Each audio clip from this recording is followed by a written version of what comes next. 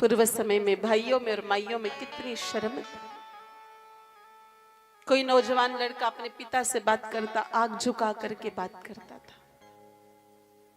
आज तो चुटकियां बजा बजा के बात करता है। पूर्व समय में अगर किसी 20-25 साल के नौजवान की संतान हो जाती थी तो वो अपने खुद के औलाद को अपने चाचा ताऊ के सामने नहीं ले जाता था। उसको शर्म महसूस होती, अपने खुद के औलाद को चाचा ताऊ के सामने कैसे ले जाए। आज तो वो बच्चा ढंग से सूखता भी नहीं, उसका नावण भी नहीं होता है।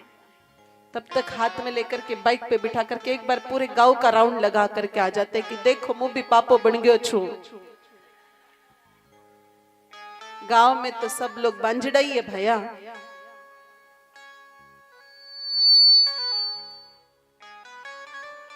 माइयों ने भी शर्म छोड़ने में कोई कमी नहीं की। पूर्व समय में कोई 18-20 साल की लड़की घर से बाहर निकलती, कंधे पे रुमाल नैपकिन दुपट्टा डाल के निकलती थी। आज तो बेटियों के कपड़े देखो तो ऐसा लगता है जैसे कोई माधोपुर में पिछले 20 साल से कपड़ों की दुकानें बंद पड़ी हुई है। बेचारी इतने अभाव में कपड़े पहन रही, 2 गज का कपड़ा ही इनको अपने तन को ढकने के लिए नहीं मिल रहा है। ये कथा अगर 20 साल पहले होती, यहाँ बैठी हुई सभी बहनों के घूंघटे दाढ़ी के नीचे होते। अब सबके टीलियों के ऊपर पधार गए हैं। और हमारे भगवतगढ़ में तो माताओं में अलग ही कंपटीशन चल रहा है कि किसका घूंघटा कितना पीछे जाता है। देखो, मैं आप लोगों को ऐसा नहीं कह रही हूं कि आप घूंघट निकालो या फिर पर्दा प्रथा करो, लेकिन शर्म का और मर्यादा का एक अपना महत्व है। और इसलिए ये बात हम आपकी सेवा में रख रहे हैं। अगर कोई स्त्री है जिसने 50,000 की साड़ी लुगड़ी पहन ली, 20-50 तोला सोना पहन लिया, और भाई उसके आंखों में शर्म नहीं हो, तो वो भूतना पूतना जैसी दिखती है।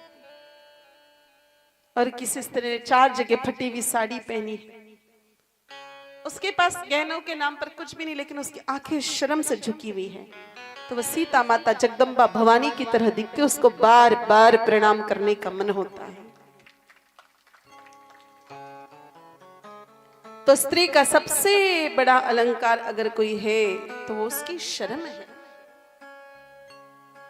अब बात करें दया की, तो दया भी कहां बची मेरे भाई बहनों। एक तरफ तो सेठ जी पूरे गांव वालों को भंडारा जिमाते, और दूसरी तरफ अगर आंगन में दूसरे दिन कोई सच्चा भिखारी आ जाए जिसने पिछले 4 दिन से रोटी का टुकड़ा नहीं देखा है, उसको भगा देते, चल चल चल निकल यहां से, सुबह सुबह दिमाग मत खराब कर। एक तरफ तो मेरी माता चींटियों को आटा डालती है, और दूसरी तरफ कॉकरोच हिट से पूरे घर के कॉकरोच मारती फिरती है। एक तरफ तो किसान कबूतरों को दाना डालता है, और दूसरी तरफ ड्रम में जहर भर के ले जाता और पूरे खेत में छिड़क के आ जाता है। मेरे भाई बहनों, जो कीड़ी में है वही तो कबूतर में है ना। कीड़ी में कीड़ी बन बैठो हाथी में भी तू को तू, चढ़ महावत हाकन लागो हाकन वारो तू ही तू। वो परमपिता परमात्मा सभी जीवों में समान रूप से व्याप्त है।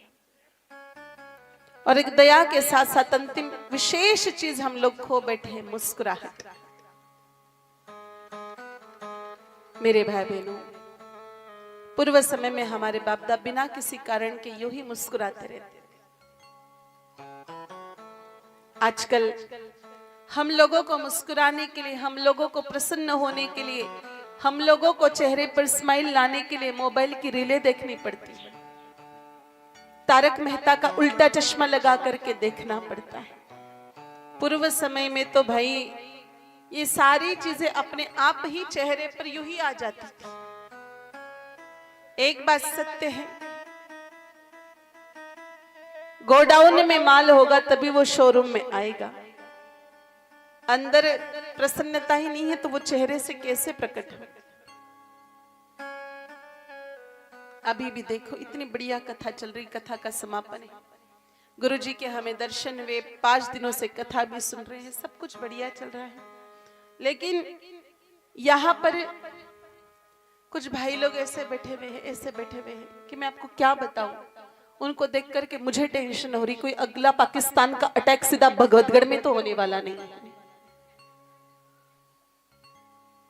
84 लाख तरह के जीव इस धरती पर, उड़ने वाले, तैरने वाले, रेंगने वाले, थलचर, जलचर, उभयचर, नभचर, लेकिन परमात्मा ने मुस्कुराने की कला केवल इंसान को दी है। आप में से कोई ऐसा इंसान है जिसने आज तक किसी गधे को मुस्कुराते हुए देखा है? और बाय चांस कोई गधा मुस्कुराता हुआ मिल जाए, कह नहीं सकते, कलयुग है, कलयुग में तो कुछ भी हो सकता है। तो कोई गधा मुस्कुराता हुआ मिल जाए तो समझ जाना कि अगले जन्म में इसकी प्रैक्टिस चालू हो गई इंसान बनने की। और कोई इंसान बिना किसी कारण के, बिना किसी वजह के 24 घंटे या तो मुंह लटका करके बैठे या तो मुंह चढ़ा करके बैठे, तो क्या समझना चाहिए, प्रैक्टिस इसकी भी चल रही है। अब आप तो सभी इंटेलिजेंट हैं। मनुष्य में और जानवर में यही अंतर है मेरे भाई बहनों, कि 84 लाख योनियों में, 84 लाख जीवों में केवल और केवल मात्र इंसान मुस्कुरा सकता है, इंसान प्रसन्न रह सकता है, कोई जानवर नहीं।